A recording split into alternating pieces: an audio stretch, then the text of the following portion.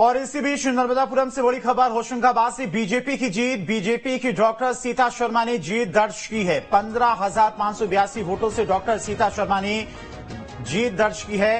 तो नर्मदापुरम से बड़ी खबर, होशंगाबाद सीट से बीजेपी की कैंडिडेट ने लगभग 15,000 वोटों से जीत दर्ज की है। बीजेपी की कैंडिडेट डॉक्टर सीता शर्मा ने जीत दर्ज की है। तो बीजेपी के लिए यहां से भी बड़ी खुशखबरी, होशंगाबाद सीट से बीजेपी कैंडिडेट ने लगभग 15,582 सीटों से जीत दर्ज। आरोप लगाया जाता है कि भाई संविधान बदलेंगे, संविधान बदलेंगे। संविधान बदलना ये किसी के हाथ में बिल्कुल नहीं है। संविधान में अमेंडमेंट करने का अधिकार पार्लियामेंट को है, नया कानून बनाने का अधिकार है, पुराने कानून को अमेंड करने का अधिकार है।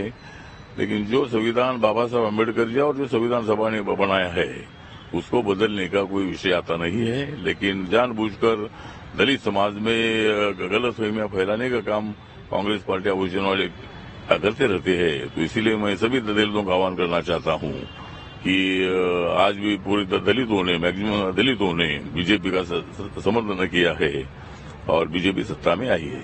तो दो जो स्टेटों में हारे, आगे से उनकी बढ़ोतरी के लिए कुछ किया जा रहा है। कर्नाटक और मणिपुर में जो दो राज्य रह गए थे जिसमें नहीं जीत गए, उसकी आगे की तैयारी। तो आगे की रणनीति है। अभी हमको काफी माननीय नरेंद्र मोदी जी ने तेलंगाना में कोशिश की, हैदराबाद में बहुत बड़ा उनका मतलब जो अपना रैली थी, बहुत बड़ी रैली थी, उनकी सभा भी बड़ी बड़ी हो गई।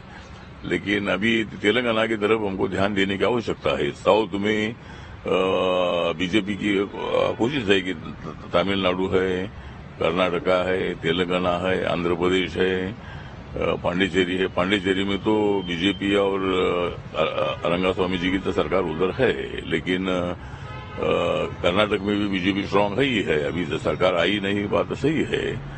लेकिन हम सब लोगों ने, जिस तरह नरेंद्र मोदी जी का नारा है सबका साथ सबका विकास, तो सभी लोगों के लिए उनकी योजनाओं का फायदा होता है। चाहे मुस्लिम समाज को भी मतलब भड़काया जाता है, मुस्लिम समाज बीजेपी उसका विरोध करती है, इसी तरह की बातें की जाती है। लेकिन ऐसा बिल्कुल नहीं है। भारतीय जनता पार्टी ने अपना माइनॉरिटी मोर्चा भी खोला है, उसमें मुस्लिम कार्यकर्ताओं की संख्या बहुत बड़ी है।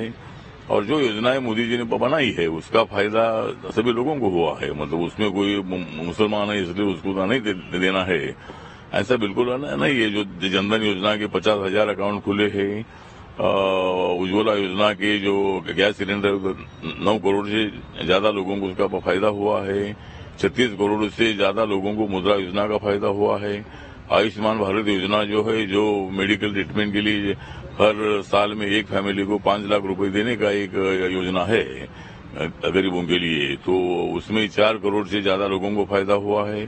प्रधानमंत्री आवास योजना का फायदा भी 4 करोड़ से ज्यादा लोगों को हुआ है।